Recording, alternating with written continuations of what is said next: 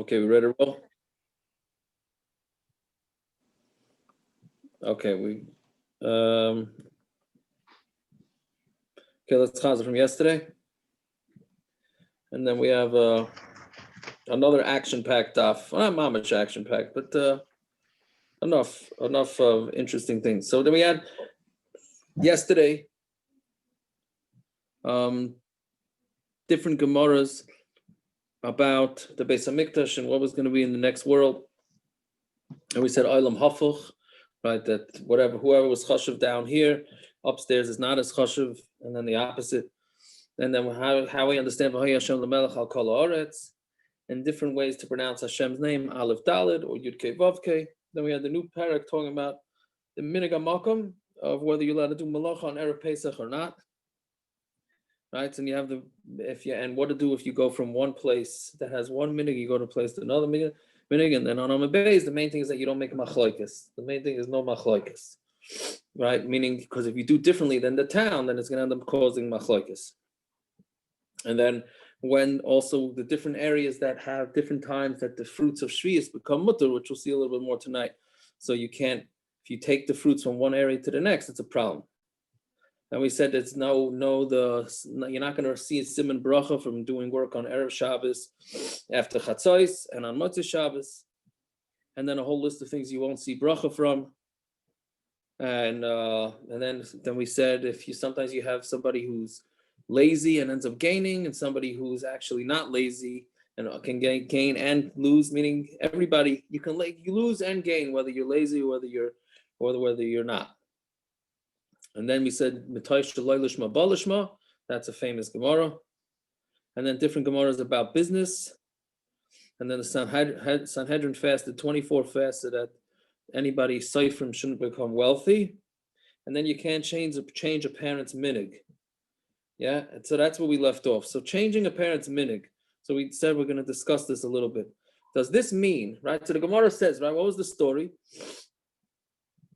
So there was a minhag that the parents didn't go to the market on Friday. So they came to, right, this is 5 lines up from the bottom.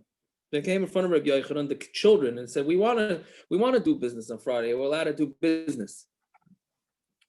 So he said, no, it's the minhag of your fathers. Al titash taras imecha, right? Shmameri musar avicha, al titash taras imecha. Okay, so does that mean that if a father has a minhag, then the kid has to keep that minhag?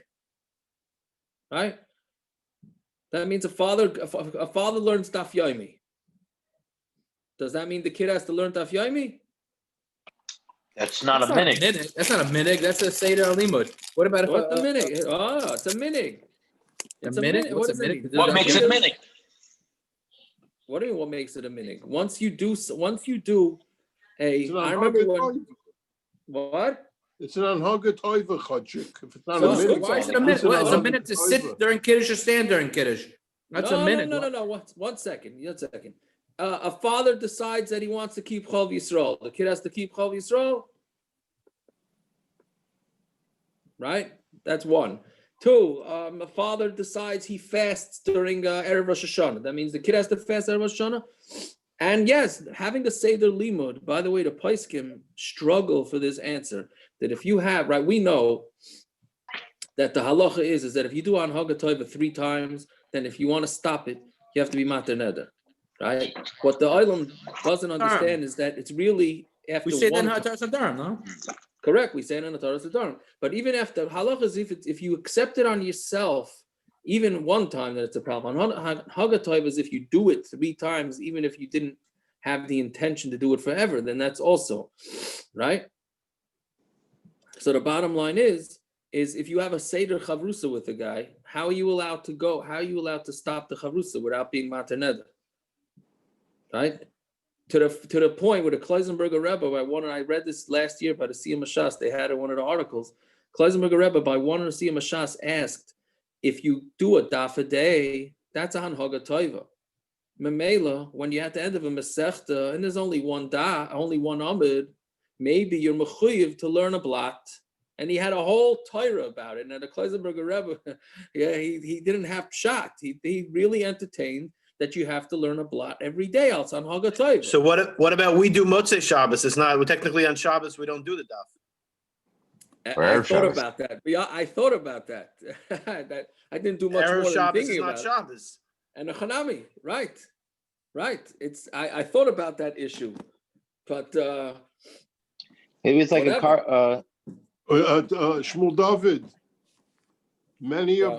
of the Daf Yomis in the neighborhood don't have a Daf on Shabbos. I understand, but I'm saying, how does that You have work to with do it this? yourself. Yeah, it doesn't. don't It know. doesn't work. It's schwer. So maybe It's you schwer. have to do it. You have to do it yourself during the day. According to this, but no. But the point is here. Okay, so that's Shilas in the Durham. But Lamaisa Geret from this Gemara, right?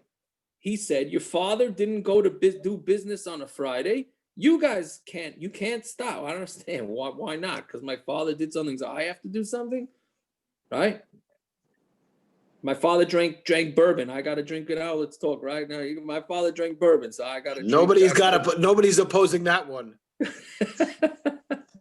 Right. So whatever it is. So it's a big shaila. So Lamaisa the Pischei Tshuva brings the Chavas Yar in Hilchos Nedarim, and he says that it's only if something that a father decides to do on his own, you don't have to follow. That you don't have to follow. But if it's something that the father did based on the father's town, and that was als mitzad halacha, then the son does have to, right? That's see, it says like this. The lashon that he uses. It's like tefillin cholamayid. Oh, very good. Who said that? That's a good example. Me. What about tefillin cholamayid? That's I excellent. actually read Thank an you. interesting article a few weeks ago, Mishpacha, about Rav Reuven Feinstein was talking about what the differences that they had with Rav Moshe, and they asked him, depending where they daven yeshiva, they put tefillin on, or they didn't. He said, do what you want, but what he really meant was when you go home, put your tefillin on. Don't not put on tefillin. But it was just interesting how the different hanhagos. I hear. So that right. So that's totally in minhag amakim. It's very interesting. That's very interesting that you say that. Simon, I don't know about you. My father didn't wear tefillin on Kalamite, so I don't either. There you go. Okay, that's very good. Anyways, okay. So I'm just reading his lashon. Shekasa Kabbalah Sarabim Chola Aleim Val Zarim. The Kabbalah of the city that the father was in goes on the person and on his kids. The people in the city and their children accepted whatever minhag it was. Let's say tefillin, not tefillin, bourbon, not bourbon, or whatever. Right? I'm sorry. Where did you guys leave off? We're on the bottom. We're gonna beat this Nun Amud on the bottom. Oh, so that I have a question for, let's say, a Yeki Bal Tshuva. Right. No one was from in their family for at least 8 generations. You don't know anything from family. If he was carved by someone from Chafetz Chaim, is he able to take on that Rav's minhagim, even though he knows he's a Yeki and he should be doing everything Well, Yekish? if you don't know exactly what the minhagim were in the families, then I don't see that you have to, right? Right. That's what I would say. So let's. Simon, your question is, if a guy from Holland who wasn't from for 6 dollars, how long does he wait between milchiks and fleishiks and milchiks? That's it. And he's That's tachlis, Aaron. That's tachlis. Well, he's going to be one happy Baal Tshuva, let me tell you. I just actually had unless they'll carve him from somebody who weighs 6. I know. I just had this with a guy. One of the guys in the Shah program asked me this week. He said he decided with his rabbi who made him frum that he's waiting 5 hours and change. And then he looked into his ancestry, and he knows that his grandfather was religious and his father, and they kept 3 hours. So he wants to do 3 hours. Anyways, so he said, that's how I did 3. There you go. So that's a go. So he says, if the son never went with his father's hanhaga, right? Then he does the son doesn't have to. That's the Chavas Yar brought on Pischei Tshuva and Hilchos Nedarim. So basically, if the son, if it's a city minhag, and then the son's got to take it on. But if the father takes on his own personal thing and the son never did this, then the son does not have to, right? So then that brings us to the next question: is what can the son be mater neder? Can the son be mater neder on this hanhago? So let's say we'd say, What do you right? need to be though? So What do you need to be? no, if the son, if you hold it's a scenario like in this Gemara here, where Rabbi Yochanan did not let them start doing business on Friday, and because he said that was your parents' minhag. So what about, why didn't he offer them the option to be mater neder?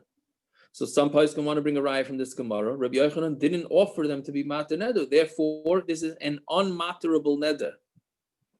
Other poskim say, 1 second, the father can be mater neder on his thing. You're saying the kids can't? How does that make any sense? Right? So that's a big deal in the poskim. That no, this comes up. Let's say a guy decides he doesn't want to keep chol yisroel anymore. Kept chol yisroel, he's getting married, gets married, he's moving, whatever, he can't afford it. Right? So can he be mater neder? Or do we say, I'll take the shtar simecha? His father kept it, he has to keep it, whatever. Anyways, it's a big tumult in the place. Okay. There's a funny mice of one of the Ger Rebbes. I remember which one. The Shirim, the Svasemis. The Ger used to daven very late, like Chabad, like 10 o'clock. And one of the Rebbes changed it to daven at 7 or 8. So when they said to him, "What, you're not doing like your father?" He says, "Forget, I'm doing exactly what my father." He says, "My father didn't do like his Zayda, and I'm not doing like my father." That's the meaning for us not to do like the father does. That's interesting. I think a lot of people would back that story. Back. I think there's a story with Ramesha and davening Ashkenaz and Sfarad, a similar idea. Oh, so we're gonna get to that. We're gonna get to that, Taka Akiva, because Ramesh has a No, I'm saying a similar story where somebody came to him and he's like, "I want to daven Ashkenaz. My father's on Sfarad." He's like, "Well, that's what happened originally." Right. Oh, that's what you're talking about. Because Ramesha has a tshuva about davening Ashkenaz and Sfard Minyan based on our Gemara. But we'll get to that. Okay, so Zok Gemara. 2 lines. They had a very interesting in that article. Ramesha said that they asked Ramesha why they daven so late on Shabbos morning. He said because a lot of people in those days in the 50s, 60s would go to work on Shabbos, and he wanted to make it difficult for them to go to work, so they davened later. He said, but now that most people are not working on Shabbos, they asked Rav David, Alav Shalom, so why don't you switch it after your father passed away? He says, that was the minhag. I'm gonna switch the time. That's what my father said. That's the way we're gonna keep it. That was his minhag, even though the reason didn't apply today. Interesting. Yes, I hear. That's okay. So that's really where the minhag, where the city itself changed the minhag. Okay, interesting. Okay, so B'nai Chuzais, 2 lines up from the bottom. But don't you have to be careful with the reasons? Your father was very famous for Chazal. When they give one reason, there's 70 reasons we don't know. Yes, that's true. That's based on the Gra, correct? Yeah, but that's not. Yeah, what are you saying? I'm just saying that's not minhagim you're talking about. What Naftali is saying. That's right. That's in the Gemara. Those are dinim in the Gemara. Minhagim in the Gemara. It's not the same thing. Right. That's the famous story with the Ramah, with the mikveh. Well, okay, we'll get to that. Well, hopefully we'll get to that. Right? Okay, but anyways, so let's see. So 2 lines up in the bottom. B'nai Chuzai, nog the mafreshi chala me'aruza. So the B'nai Chuzai, their minhag was that they separated challah from rice. Now, obviously, rice is not one of the 5 grains, as we learned a couple of weeks ago. So you don't have to take off challah. So also, the Rabbi Yosef, they came and told the Rabbi Yosef that this is the hanhaga of the B'nai Chuzai. Amr lahu nechle zar b'apai, make a zar, a yisroel, eat the challah in front of them. Meaning, show them beferish that they are incorrect for their hanhaga. Their meaning is they're taking challah off of rice, and he says, make sure you give it to the challah to a yisroel and let the yisroel eat it to show them who's in charge. Show them that that's not correct what they're doing. So didn't we learn that something that's mutter, but certain people are noig iser, you're not allowed to matter it in front of them. That's going to cause machlokes, and it's going to cause all sorts of problems. So how can he allow them, even though granted halacha clearly says you don't take challah off of rice, but if they did it, they did it. So Amraloi, v'lav mi itmar Allah Amar Rav Chisda b'kusai. Didn't we learn that this was talking about the Kusim? Now this is the Kusim, right? Became Gerim, and then there was a big tumult whether to allow them to be, whether they were Gerei Emes or not. So this They finally decided that they're not. But this is talking about before, when they were not gerei emes. I mean, then when they were considered like gerei emes. So this was talking about the Kusim, and they were trying they wanted to be makar of them to make sure that everything was in order. So they didn't want to necessarily tell them that they were doing things wrong. So the Gemara says, so that was the Gemara's answer, that was only referring to Kusim, but regular Yidden had no issues. You are allowed to tell them that they're doing something incorrect. So the Gemara says, the Gemara asks, Kusim, my time, the Misarchi Milsa, right? What's the reason for the Kusim? Because we're afraid they're going to get confused. If you're going to tell them, don't do this, and they're going to stop taking challah from wheat also, right? Let's say it wasn't the Kusim, but let's say it would have been the Kusim that were taking off challah from rice. So if you go tell them, hey, stop taking challah off of rice, or what you're doing is incorrect, then they're going to stop taking challah off of any of the 5 grains too, which is going to be a problem. So Gemara says, these people, B'nai Chuzai, were also amaratzim. If you're going to tell them to stop, then they're going to end up not taking off challah even from grains. One second, they could understand the rules of Afrashas challah. They couldn't figure out which grains you do it on. That's what it seems. Yeah. You're right. You're right. I don't know. Yeah. The Gemara is going to sort of answer what you're saying, but let's see. So Elam Ravashi Chazinan Iru. You don't know. So people have minhag that are not based totally not on halacha, that have nothing to do with halacha, and then you heard about Yav on that minhag. So come on.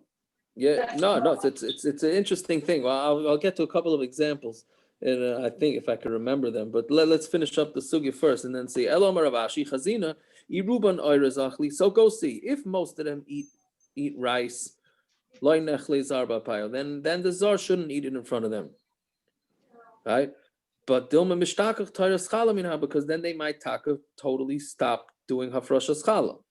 The ruben dagan achli, but if most of them eat grain, then nechle zar b'payil, then a zar should eat the chala from the rice. Dilma asil afrushim and achiyav ala patur, umin patur ala achiyav, because otherwise these guys, what they're going to end up doing is they're going to bake a rice bread together with a wheat bread, and they're going to end up taking challah from the rice bread and they're going to say, I'm combining it with the wheat bread. They end up taking challah from the rice based on the wheat, or from the wheat based on the rice, and it's no good, right? So therefore, if they eat a lot of grain bread, then you have to show them that what they're doing is incorrect, right? So gufa. It's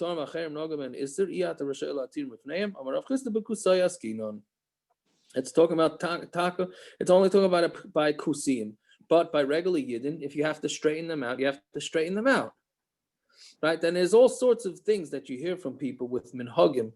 That my minhag is to do this, my minhag is to do that. I mean, there's a few classic mistakes. I don't know if it's totally in minhag, but the one that to use a utensil once before toiveling, right? Where does that one? I mean, that's a total farce. But I get this question. I can't even tell you how often I get this.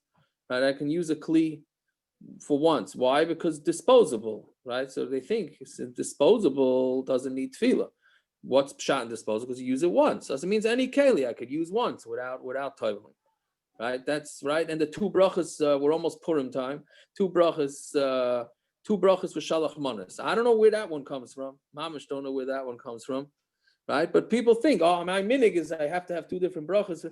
You never know, and then what the michshalim could come out from these type of things. So, well, Tsiako, you're on a business trip, and you're buying, say, equipment, and you need the knife once. You have to toivel it, even if you're using it as a disposable. Yes.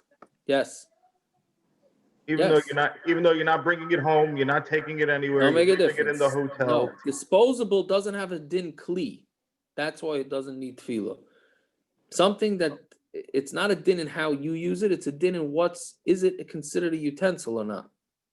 The way out for your situation. Can't you stick it in the ground?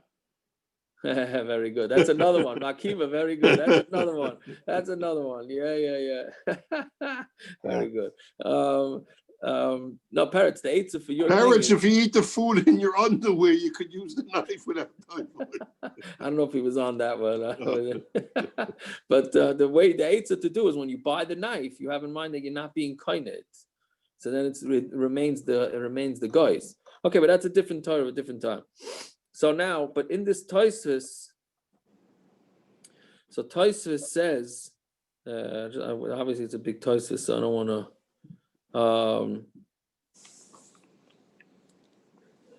So V'tiritz said, look in the second line in Tosfos, V'tiritz ben Nisim, he asked the steer from Gemara and Chulin, and he says, the third line in Tosfos,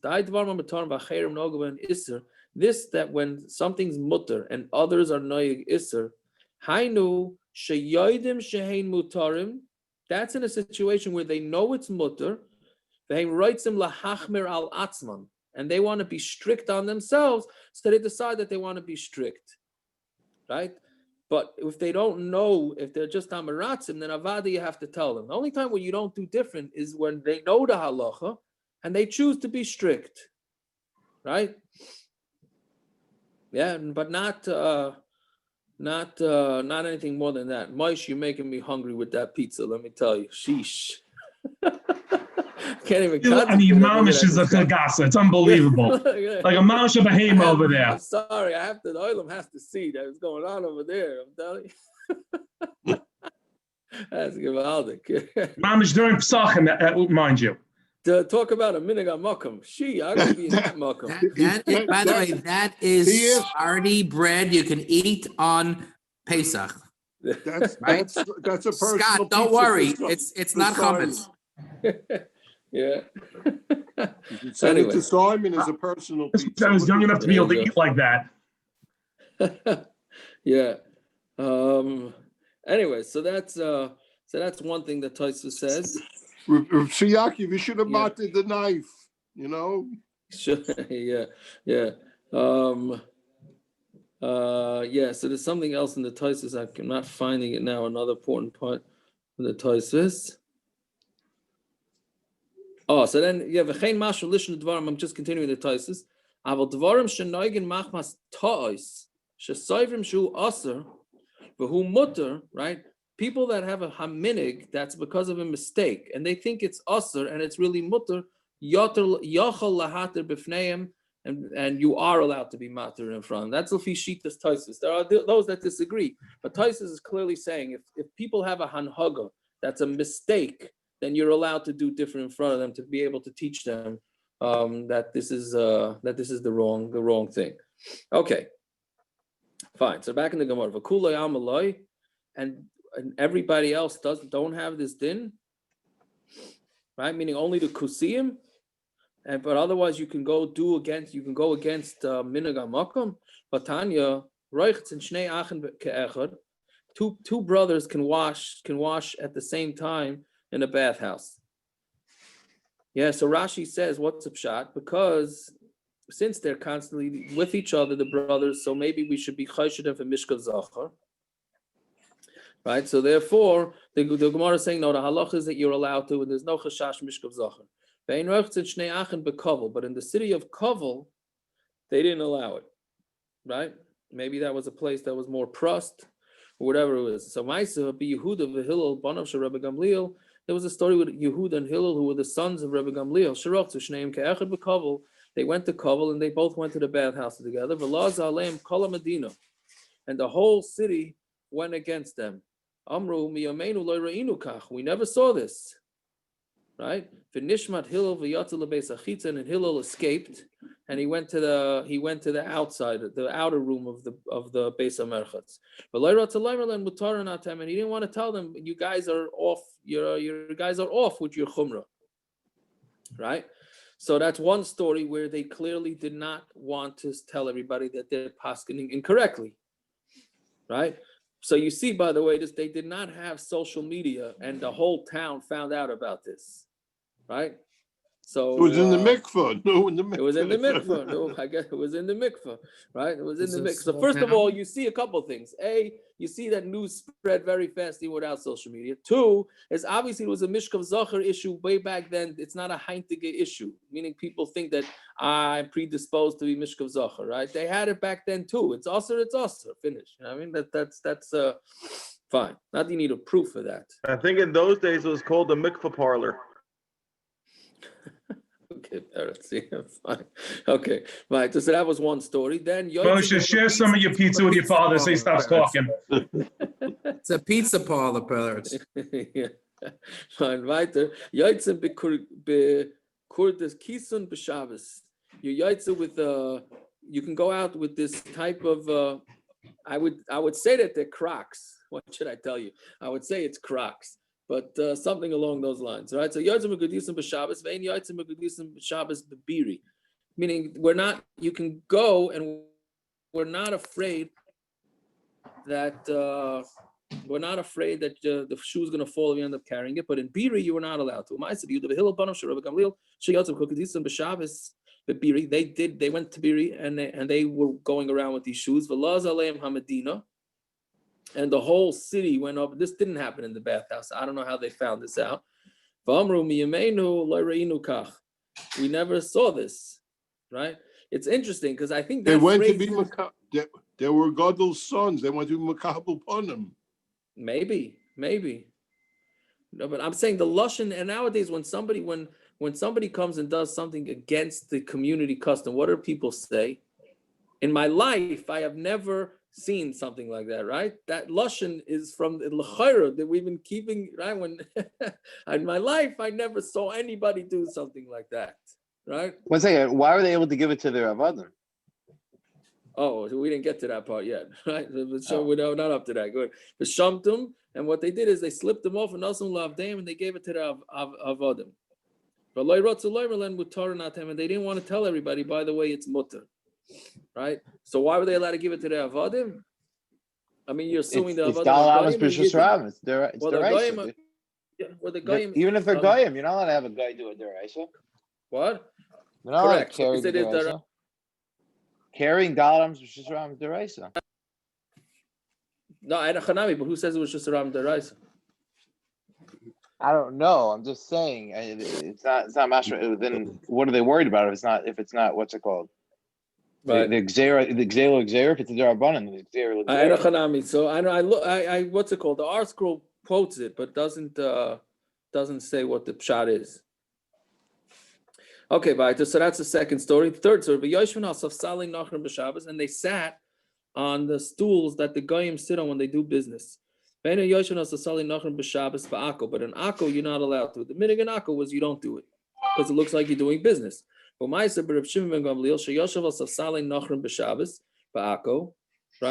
there was the story of Shimon Gamliel that he sat on them in Akko. We never saw this. Nishmat al gabi karka. So then they went off. They went off the stool and they sat on the ground. But they didn't want to say mutarim atem. Now, so the bottom line is, what do we see from these three cases? Why didn't these gedolim just say, you guys don't keep the halacha? It's an incorrect halacha. It's an incorrect chumrah that you're doing. So they didn't want to do that. So you see clearly. And these were not kusim. So you see clearly, 20 minutes. So you see clearly that they don't care. And I mean, not they don't care, that they're not going to go try and stare them, right?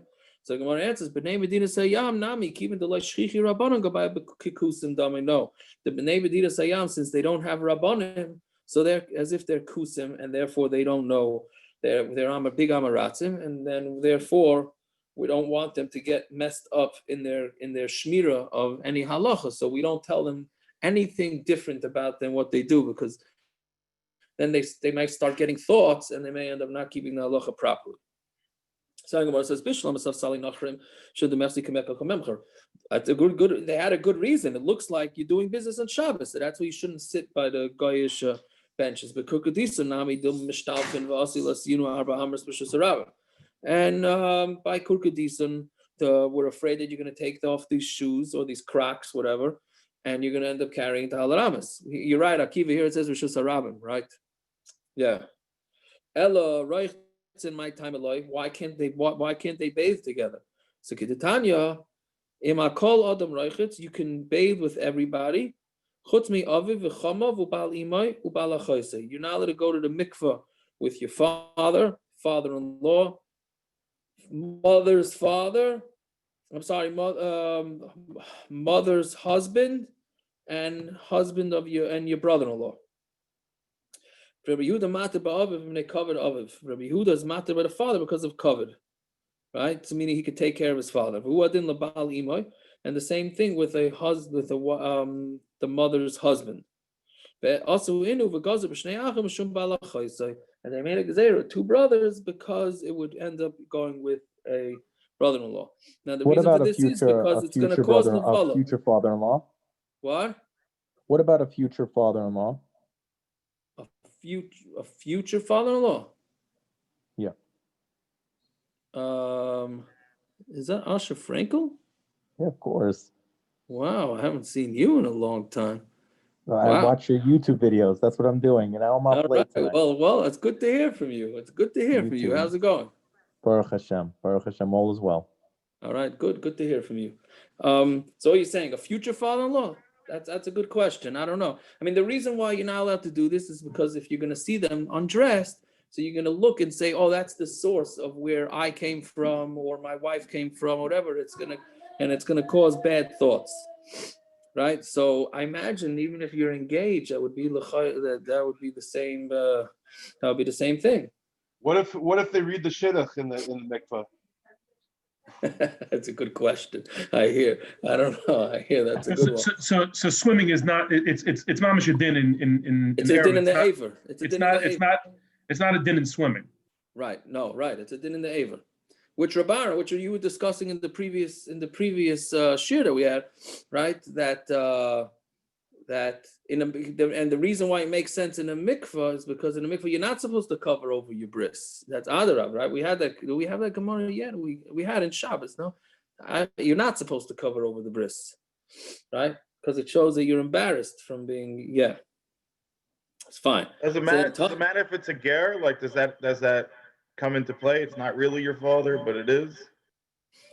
That's also a good question. It would cause the same thing. What did parents ask? Saying if a ger, whereas if it's not really your father, so that you still have the same thing. L'chayra would be because it's all about. That's what it's about. So then Tana, Talmud la'yirchutz im rabba. Yeah. Besides this gemara, but I was in Chametz Ferry together with Reb Shlomo without clothes. Yeah. Okay, 1 second. So it's interesting you say that. So Tana. Talmud la yirchutz im rabbi. A Talmud cannot wash with his rebbe.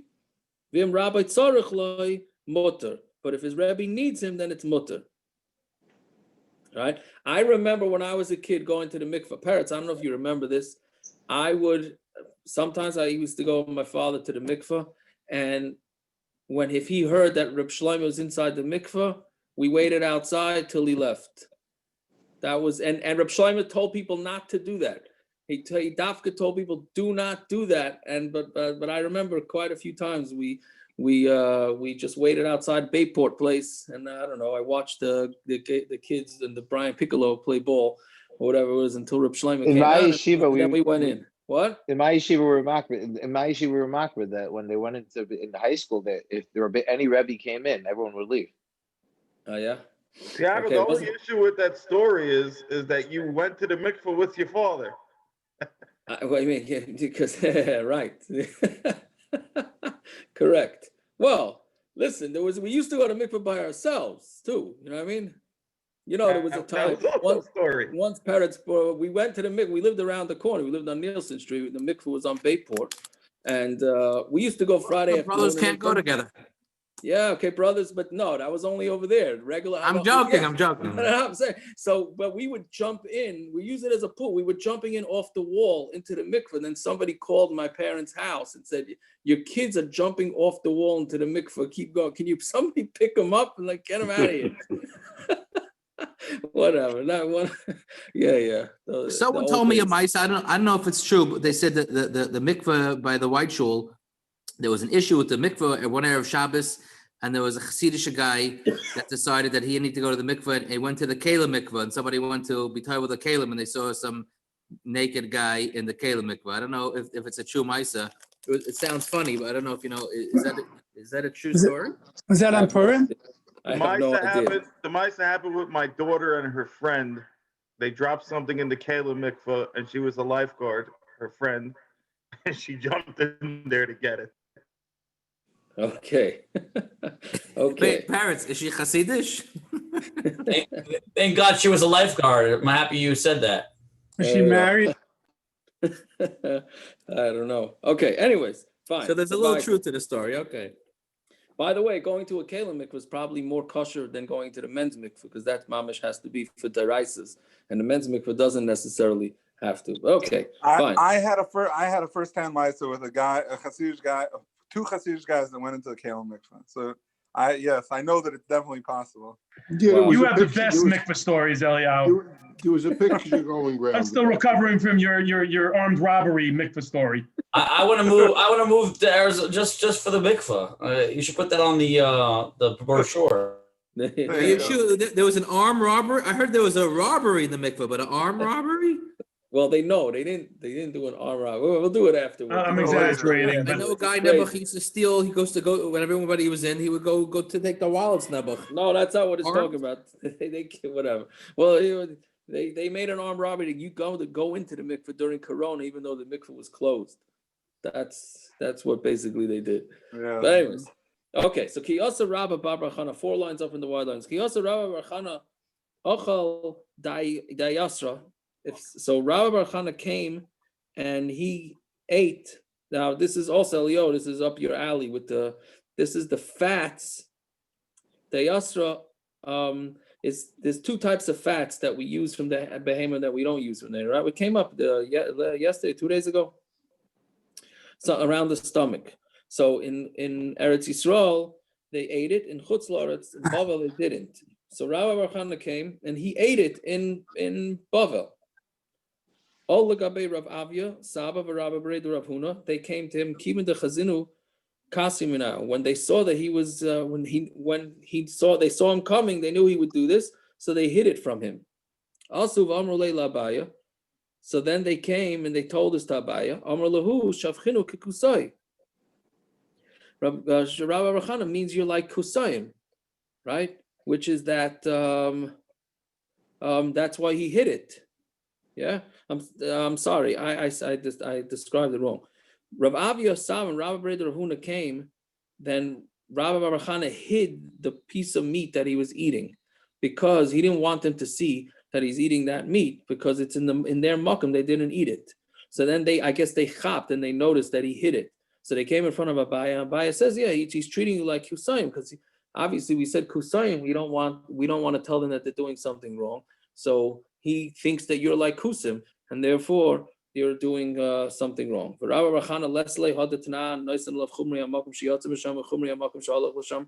Rabbi Bar Chana go against the minhag makom? Granted, he was from Eretz Yisrael, so they ate it. But how did he go to chutz laaretz, to Bavel, and not do the minhag makom? So Rabbi Hani meaning Bavel, Eretz Yisrael. That's only from Bavel to Bavel, or from Eretz Yisrael to Eretz Yisrael. Inami Bavel, Eretz Yisrael, or going from Bavel to Eretz Yisrael. I'm Eretz Yisrael to Bavel, but somebody who goes from Eretz Yisrael to Bavel, that's not an issue. Kivan da'anan kaifinan lu avdinan kavasai. Since we it's like that nowadays too. The bottom line is we what's the lashon we say? We give in to whatever it is that comes out from Eretz Yisrael, I guess, except for smartphone use. Then avdina kavasayu, right? So we do some amela, we do like them. So therefore, it's not such a. They're not going to be so upset if somebody from Eretz Yisrael comes with a kula. They're not going to be upset. That's one. Really, we go according to what Eretz Yisrael I'm saying does. No. Nowadays, a lot of the psak halachas come out of Eretz Yisrael. Right? We're going to the Eretz Yisrael to Pasken to find out what they. I'm saying even by Ramesha, I'm saying Ramesha, we didn't go basar what Eretz Yisrael was doing. We did what Ramesha did. No? This is 50 years after Rav Moshe. If anything, but I'm saying it's not totally in Eretz Yisrael. It's stopped. No, but a lot of times, a lot of the title was based on what comes out of Eretz Yisrael. Meaning, it's not such a slap in the face if somebody comes from Eretz Yisrael. and does something different than here. That's what it's saying. But from somebody to go from Bavel and do it eretz yisroel, that's already more of an issue. That's the first teretz. Second teretz is Rav Ashi Amar Afilu Tem eretz yisroel leBavel. Hanimili, and this is a major kula right here, not a kula, but a major din, and we pasken like this. Hanimili heichad de'ein daite lafsar. That's only when your das is not to go back home. Rabbi Barchana daite lafsar. Rabbi Barchana, he was going back to eretz yisroel. So this that you have to keep the minhag hamakom is only if you plan on staying there. If you plan on going back, then you don't have to keep the minhag of the makom. So that's a major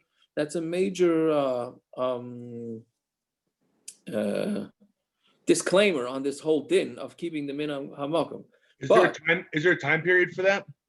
I don't know. It's a good question. It like if you come from Eretz Yisrael to America, but you're only gonna be there for 2-3 years. Right. So some poskim say it means a year. We're going to see this more tomorrow's Daf Bez Hashem, because there we're going to talk more about the difference between Eretz Yisrael with keeping 2 days Yom Tov, 1 day Yom Tov, right? But this is the halacha that if you plan on going back, then it's no problem. However, you have to do it betzina. That's what the Rosh says. It can only be done in private, and that's where we pasken. So in private, you don't have to do like the minhag hamakom. But if you plan on moving to a town and you plan on staying in that town, then you have to keep the minhagim even in private. Right, but if you plan on going back to your original place, then you don't have to keep them in hanhagos, but only in private. In public, you have to. Otherwise, it's going to cause a Machlokes. Ramosha, based on this story, probably the most common of the minhagim shilas that come up is you're davening Sfard in an Ashkenaz shul, or you're davening Ashkenaz in a Sfard shul. So Ramosha says the things that you say out loud, like kedusha, you have to do like the minyan. That's what Ramosha says. But the stuff, the still Shema, the quiet Shema Esrei, and Birchas Kriya Shema. So say Kriya. So 1 second. So silent Shema Esrei that everybody reads to themselves. He says that's Bitsina, right? And you plan on going back to your original place. So therefore, you can daven your own. You don't have to daven the Shema Esrei like them. But what about the rest of the davening, like Birchas Kriya Shema, which you could daven out loud? So that Ramosha says it's unclear based on this Gemara. He's saying because you see here that he went because he was planning on going back and he didn't keep the minhag of the makom Rabbi Barchana, right? So Ramosha brings a raya from this Gemara to that. He does say it's better if you did daven the nusach of the minyan that you're in, but if you can't, he says in the quiet parts you don't have to. Yeah, it's interesting. Another case of Ramosha passing straight from a Gemara. Okay, fine. Weiter, 5 lines over the bottom. Amar le Rabbi Bar Bachana le bnei bane, right? I'm sorry. Amar Rabbi Bachana le bnei, to his son. Bnei loy saicha loy befane v'loy shaloi befane. You can't eat this piece of meat not with the part of the stomach that we were just talking about, not in front of me and not in front of me. Anisha is Rabbi Yochanan she'achal kedayu Rabbi Yochanan lismach alav b'fanav v'shaloi b'fanav. I saw Rabbi Yochanan eat it, so I can rely on Rabbi Yochanan whether I'm in front of him or whether I'm not in front of him. Ata loy reisa is a loy teichel bein b'fanav bein shaloi b'fanav. You never saw him, right? And you can't rely on me. Yeah, so therefore you cannot eat it.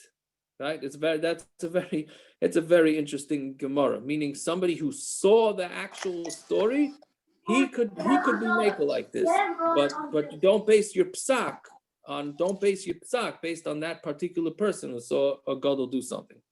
But this disagrees with something else that he said. Rabbi Yochanan ben Elazar told me, Pamachas nechnasti asked Reb Shimon ben Rabbi Yossi ben Lakunya Lagina. I went after them to a garden.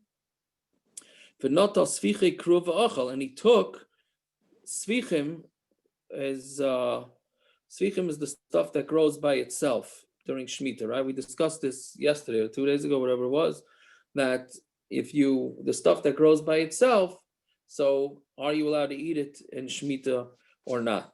So he's saying that the cabbage is more makel and you're allowed to eat it. So he ate it. But not, I mean, it's an issa d'rabbanan to eat it because they were afraid that people are going to plant things and say, oh, it is planted by itself, right? But cabbage, he held it didn't it didn't apply to that. V'nasan li, and he gave it to me. V'amar li b'ni b'fanei achol. You could eat it in front of me. Shaloi b'fanei, but not in front of me. Lo yisroel, you're not allowed to eat it. Ani shari'isi es Reb Shimon ben Yochai she'achal. So I saw Reb Shimon ben Yochai eat it. Kedai hu Reb Shimon ben Yochai lismei chalav b'fanav v'shaloi b'fanav. I'm allowed to rely on him because I saw him eat it, whether it's in front of him, whether it's not in front of him. Ata b'fanei echal, but you in front of me you could eat it. Shaloi b'fanei lo yisroel. But in front of me, you can't eat it. So here you see that he held that since he saw Reb Shimon bar Yochai, so then when you're in front of him, you can rely on him who saw Reb Shimon bar Yochai. But when you're not, when he's not in front, when the son is not with him, then he's not allowed to rely on him. Okay, my Reb Shimon, what is this Reb Shimon? The Tanya, Reb Shimon, Omer, Kol Svichim. Svichim is the growth that happens automatically, right? Asurim. Once the zman beer, which we discussed yesterday, is the once the animals in the field can't get any vegetables, so therefore you have to stop eating it until you're mevatel it, and then it's a Machlokes whether you're allowed to re-eat it after that or not. But this is talking about after the zman beer. It's called the zman beer, right? So chutz misviche kruv, except for cabbage. She'ein kayotze ben biyerek asad. There's nothing else. There's no other vegetables like cabbage, right? Which Rashi says it's always it doesn't die. It just sits in the ground for forever, right? Until you take it out. But so it's different than every other vegetable. No, anything that grew automatically is asur. For Tavai, we'll leave it to Rebbe Kiva, and they both go according to Rebbe Kiva. The Machlokes is Rebbe Kiva. The Tanya hein loy nizra. When people were complaining about having to keep Shmitta, so the pasuk says they said. Right? We're not going to plant anything, and we're not going to be able to gather our grain. So, what kind of time is that? We're not going to be able to plant, we're not going to be able to gather. And when you don't plant, where are you gathering from? So we learn out from that. No, because there could be a gathering, even if you didn't plant. All those vegetables that grew by themselves, even that you're not allowed to gather. So that's what they were complaining about. So when I come, what's the machlokes between Reb Shimon and the Chachamim? Rabbanon Savri Gazrina Sviche Kruv Atushar Sviche Da Alma. We're making a gzeira of cabbage because you might end up using other vegetables. Reb Shimon Savri Loi Gazrina Sviche Kruv Atusviche Da Alma. We're not geiris Sviche Kruv because of the other Svichim. And if you think this is not a complicated sugya, just take a look at the size of this Taisvis. Right, which helps the daf be a little smaller daf today, but the bottom line is a major sugi exactly what the dinam are from Svichim. Fine. Go ahead. Yeah. The guy goes ahead and plants like a whole section of cabbage, like a year before or something like that. Is that an issue for him to like have in mind? We could stay in the ground from year to year. Yeah, if you plant it in the 6th year, I think that would be okay. But this is really the stuff that grew by itself. This is the stuff the cabbage that grew by itself. But the Gemara said that a cabbage can sit from year to year in the ground, whatever that means. Right. So he could plant ahead of time and it preserves it in there. Theoretically, I guess, yeah. I guess according to that opinion, yeah, I would think so. Yeah. Don't you have to stop planting at a certain point to sort of give yourself buffer? So you might not, even if you were to plant in the 6th year, that stuff might not last, or grow into the 7th year. Right. Fair enough. I hear. I don't know. I'm actually in the middle of doing Mishnayos Shvius, but so I would say I'll know it better after, but I don't know about that either. I don't catch you on the right day. Correct. I don't understand this idea that if the person has seen it himself, so okay, seeing is believing. So he says, I've seen this. I saw the Chavetz Chaim or whoever it might be do this. And that's your father saying this to you. But when I'm not here, don't do it. It's confusing to me. Either it's the halacha, it's the minhag, or it's very confusing. I don't know. I have in my head some stories about this in Psak, about like that people have said this, that I can rely on this opinion because I saw it, but I can't pasken it necessarily. But I don't know. Yes, you're right. It's a very confusing thing, because sometimes the hanhagos are different than what they actually write in the halacha. That's yes, it makes it quite confusing. There's no two ways about it. Yeah. Okay, so then What's we have the, what and just I wanted to ask you this before, but going back and forth to eretz yisroel when it comes to like keeping minhag eretz yisroel, I know that comes much more into daraisas, but does that play a role over here with regards to keeping 1 day or 2 days? so what are you saying? Keeping 1 day or 2 days. Is that telling that? That's only minhagim. That's not. That's over there. That's halacha. No, it's halacha. It's halacha. That's halacha. So that wouldn't be telling our sugya. It is. We're going to see tomorrow's daf. It's going to be tomorrow's. We're going to discuss that a lot with the whole 2 days, 1 day. Yeah. Okay. So hanhagos mimakam. So the Mishnah says if you go from one place to the other, you have to do the chumros of where you left and the chumros to where you're going to. Right? So Bishlam, and the Gemara asks, it's an obvious question. Bishlam hanhagos mimakam she'aisin l'makam she'einaisin. So it's good if you go from a place that they do malacha to a place that they don't do malacha on Erev Pesach we're talking about. So nice to love chumrei makom shehalach l'shem, you give him the chumros. V'al yishana adam b'nei machlokes, you don't change because of machlokes. V'loi lever, and don't do work. Elami makom she'ein oisin. But if you live in a place where they don't do malacha, l'makom she'oisin, and you're going to a place that they do malacha, al yishana adam b'nei machlokes, a person shouldn't change because of machlokes. V'nevad, and then he should do work. We just said to give him the chumros of both. Meaning, how can you go if you're going from a place that they don't do malacha to a place that they do malacha? We say don't change and don't do different. So that means that you have to do malacha. But didn't we just say that you have to take the chumros of the place that you left? So how could you have both? Right? So Reisha. No, it's only going on the Reisha. Only when you go from one place, from a place that they do malacha to a place that they don't do malacha, does this apply. But in the Seifa, no, you would not have to do malacha, specifically go and do malacha in order to not make the machlokes. Rav Amar La'ilam HaSeifa, it's really going on the Seifa. If you go someplace that they do malacha, that's not, and you go and you don't do malacha like the chumros of the place that you were from, that's not making machlokes. Because Maika Amrit Haraya, what's a person who sees this guy sitting and doing nothing a whole Erev Pesach? Aimer malacha asura, is he going to say malacha's asur? Meimar Amri kam batlani havibishuk. He's going to say no. There's plenty of people that just sit around and do nothing all day. So Mamela, it's not. Nobody's going to think, oh, he's frummer than us. No, they're going to think he's a koil guy. He just sits around and he sits and learns. He's not being frummer than us, and therefore that's not going to make a machlokes.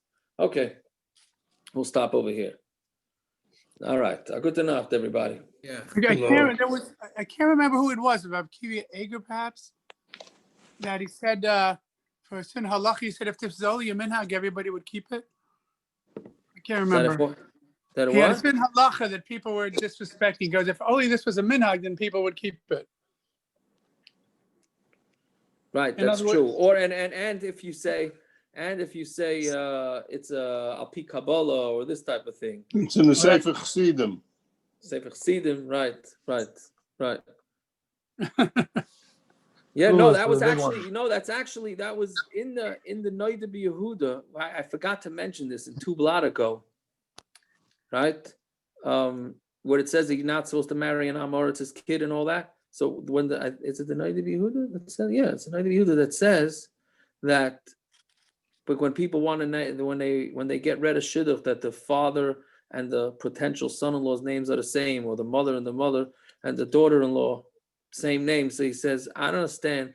He says it's Rabbi Yehuda HaChassid, and that people are worried about. But to marry their kids off to an Amoritz, which is a Beferish Gemara, that nobody cares about, right? So that's that's his taina. Yeah. But anyways, yeah. That was good. Doesn't the Mishnah say that after you marry Yichus, the next thing is money? So maybe. Yeah. So what are you saying? I'm saying the Mishnah is not makbid on this. Is the Mishnah only talking about people that are marrying Talmid Chacham? What do you mean? No. So no. What they say is that an Amoritz is not referring to what we the way we term an amoretz. Back then, an amoretz meant a guy who really a real bore. A guy who's anti, etc. Frum, but anti. I know a few real Amaratim. What? They don't make Amaratim like they used to. There you go. Exactly right. Exactly right. They said that. They said don't make Apikarsim like they used to. People have said it also. Yeah. Apikarsim were very knowledgeable in the old days. There's a story with Pavlovsky where this young fellow tells him that he's a atheist. Those of you may even know the story. So Pavlovsky says, "Oh, you learn the whole Gemara?" He says, "No." You learn Tanakh? No. You learn this part? You learn any Jewish philosophers? No. He says, "You're not an atheist. You're an ignoramus." That's very good. I never heard that story. That's very good. Yeah, that's true. You have to be very educated to be an apikairos. 100%. That's correct. Okay. Good night. Have a good night. All right, everybody. Good to see you, Simon. Good night. Simon.